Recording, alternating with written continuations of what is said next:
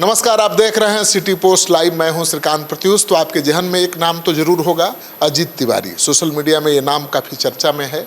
अजीत तिवारी दिनारा से सटे जोगिया गांव के रहने वाले हैं। आरोप तो आप जानते ही हैं। आरोप है कि अपने यहाँ मजदूरी करने वाले एक मजदूर की गोली मारकर उन्होंने हत्या कर दी। अभी तक असली कहानी सामने आई नहीं है। ये कहानी एक तरफा दिखाई दे रही है। शासन प्रशासन को जो काम करना चाहिए था वो किया गया है। तिवारी जी गिरफ्तार हो चुके हैं, उनके खिलाफ मुकदमा दर्ज हो चुका है, जेल जा चुके हैं। लेकिन अब इसको बिहार को फिर से जातीय हिंसा में झोंकने की कोशिश भी शुरू हो गई है। तेजस्वी यादव पहुंच गए वहां दल बल के साथ, तो अब राजनीति तो होनी ही थी। फिर अब रणबीर सेना ने महापंचायत का आयोजन कर दिया। और रणबीर सेना को तो मैंने बहुत करीब से देखा है, मुखिया जी को मैंने कवर किया है। उस समय की ज़रूरत ऐसी हो गई थी कि रणबीर सेना उनको बनाना पड़ा था। लेकिन आज क्या ज़रूरत ऐसी पैदा हो गई कि फिर से रणबीर सेना चर्चा में आ गया है। अभी मोनू सिंह है, रणबीर सेना के कर्ता धर्ता होने का दावा करते हैं। रणबीर सेना को तो हम लोग भूल भी गए थे भाई। अब यहाँ कहाँ नक्सली संगठनों का तो सफाया हो चुका है पूरे देश में, बिहार में भी। फिर रणबीर सेना की दरकार क्यों पड़ गई? रणबीर सेना एक विचारधारा का नाम है। समाज में जब जब अन्याय अत्याचार होगा, रणबीर सेना हम भूमिका में रहेगी।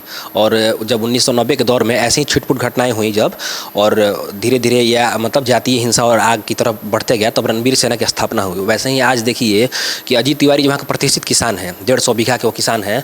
और लोग दावा करते हैं कि मजदूरी मांगने के लिए वो गए थे, जिनकी हत्या हुई, उसके बाद हत्या हो गई। लेकिन सच्चाई उससे उलट है।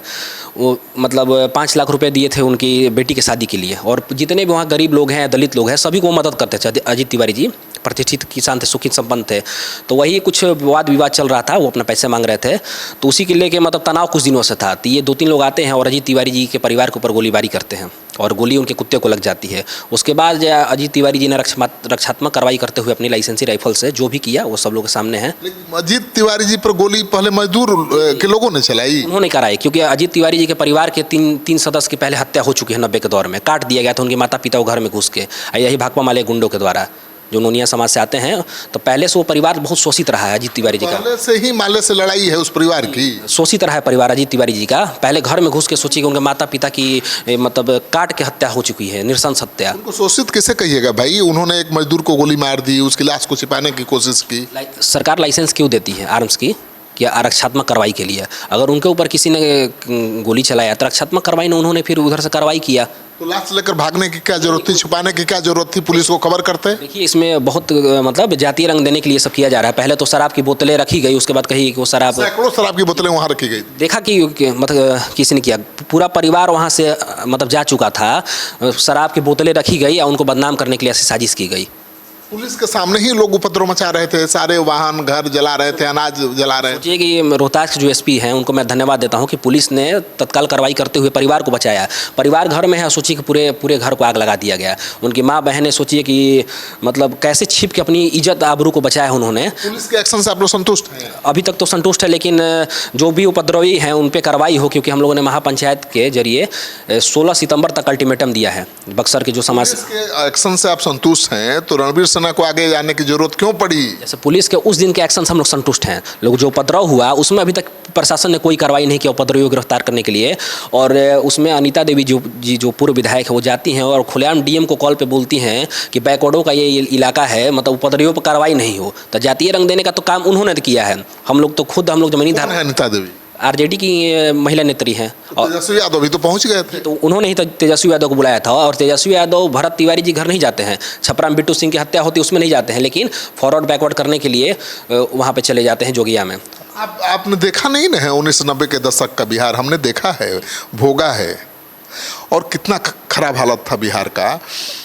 अब आप लोग चाहते हैं कि फिर वही बिहार चला जाए? चाहते हैं कि हमारे सवर्ण भाई के साथ जहाँ भी नया अत्याचार हो, हम लोग मजबूती से समाज संगठित रहे, एक रहे और मजबूत रहे। हमारे समाज को, सवर्ण समाज कोई दबाएगा तो उसका मुंह तोड़ जवाब दिया जाएगा। जिस भाषा में वो समझेंगे उस भाषा में जवाब दिया जाएगा। आप दावा कर रहे हैं कि आप रणबीर सेना के कर्ता धर्ता आज की तारीख में है? करता नहीं है। जहाँ जहाँ समाज में अन्याय अत्याचार होता है, हम लोग रणबीर सेना के माध्यम से सवर्ण समाज को एकजुट करके अन्याय के खिलाफ हम लोग लड़ाई लड़ते हैं। रणबीर सेना प्रतिबंधित संगठन है, पता है ना? तो पुलिस आपको छोड़ेगी? ठीक है, हम लोग तो सवर्ण समाज को एकजुट करने का काम कर रहे हैं, गलत काम थोड़ी हम लोग कर रहे हैं। समाज में जहाँ भी सवर्ण समाज को दबाया जा रहा है, हम लोग समाज को संगठित करने का कोशिश कर रहे हैं। हम लोग कह रहे हैं कि एक रहें। तब रणवीर सेना की स्थापना क्यों हुई थी? माले के हथियारबंद दस्ते का जवाब देने के लिए, ठीक है ना। जाति के नाम पर जिस तरह से किसान काटे जा रहे थे, उनकी ज़मीन पर कब्जा किया जा रहा था, तो किसानों के हितों की रक्षा के लिए मुखिया जी ने सेना बनाई थी। किसानों की रक्षा हो गई। आज जो प्रतिष्ठित किसान हैं 150 बीघा के, उनकी पूरी संपत्ति फूंक दी गई, लाइसेंसी राइफल लेकर भाग दिया गया। उनकी सोचिए, घर की महिलाओं की ज्वेलरी थी गोदरेज में, 50 लाख की ज्वेलरी लूटी गई है, 20 लाख कैश लूटा गया है। मतलब 1 करोड़ का उनका नुकसान हुआ है, 1 करोड़ से अधिक का। तो कहाँ से ये उनको मतलब शोषित पहले से हो अजीत तिवारी। आज भी कोई सभा शायद हो रही है उस गांव में, जोगिया तो राजनीतिक अखाड़ा बन गए भाई। भीम आर्मी की सभा हो रही है और सोचिए कि रणवीर सेना जाती है और मतलब 10,000 से अधिक संख्या में लोग आते हैं और 2 दिन का आह्वान पाते हैं। 1,000 से अधिक गाड़ियाँ थी और शांतिपूर्वक वहाँ पर जाकर हम लोग एकता का परिचय देकर वापस आ जाते हैं। लेकिन आज सोचिए कि 100, 200, 300 की संख्या में भीम आर्मी जाती है और वहाँ पर उपद्रव तांडव कर रहे हैं। अभी खबर आ रही है हमारे पास सभी गाँव से कि उपद्रव तांडव कर रहे हैं। तो सोचिए कि कौन जातीय हिंसा का रंग देना। पंचायत में आप भी गए थे, आपने भी पूरा खुली चेतावनी दे दी कि भाई बर्दाश्त नहीं करेंगे, जवाब देंगे। महापंचायत का आह्वान मैंने ही किया था और 2 दिन पहले ही किया था। 2 दिन में 15,000 की संख्या में लोग आए थे और पूरे समाज संगठित है। जितना सवर्ण समाज के है, भूमिहार, राजपूत, ब्राह्मण जाति, सभी लोग संगठित है और अपने समाज के लिए वो लोग मतलब समर्पण है कि हमारे समाज के साथ कोई गलत करेगा तो हम लोग मुंह तोड़ जवाब देने का काम करेंगे। रणवीर सेना के पास तो AK-47 था, SLR था, सारे अत्याधुनिक हथियार थे, वो लड़ाई लड़ लेता था। आप कैसे लड़ेंगे? हम लोग सामाजिक एकता का परिचय देकर लड़ाई लड़ेंगे। जो जिस भाषा में चाहेगा उस भाषा में जवाब दिया जाएगा। बंदूक की भाषा में लड़ेगा तो बंदूक आपके पास है? अब समय उसका जवाब देगा। अब हम लोग प्रशासन पे और न्यायपालिका पर भरोसा रखते हैं। अगर प्रशासन, न्यायपालिका अगर सक्षम नहीं होगी तो फिर आगे जो समाज निर्णय लेगा, हम लोग समाज के साथ हैं। चलिए, तो आप सुन रहे थे मोनू सिंह को। रणवीर सेना के अब कह लीजिए कि उसको आगे बढ़ाने वाले अब यही नौजवान हैं। लेकिन मेरे जहन में सवाल है कि भाई ठीक है, किसी ने हत्या की, हत्या का आरोप है, उसके खिलाफ पुलिस ने FIR किया, उसकी गिरफ्तारी हो गई।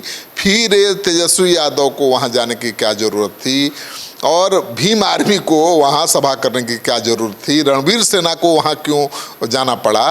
ये तो बहुत बड़ा सवाल है। बिहार को जातीय हिंसा में झोंकने की जो कोशिश संगठन कर रहे हैं, चाहे वो रणवीर सेना हो या भीम आर्मी हो या कोई भी हो, उसके खिलाफ प्रशासन, पुलिस क्यों सख्त कार्रवाई नहीं कर रही है? क्यों उनको छूट दी गई है जाकर बिहार को जातीय हिंसा में झोंकने की?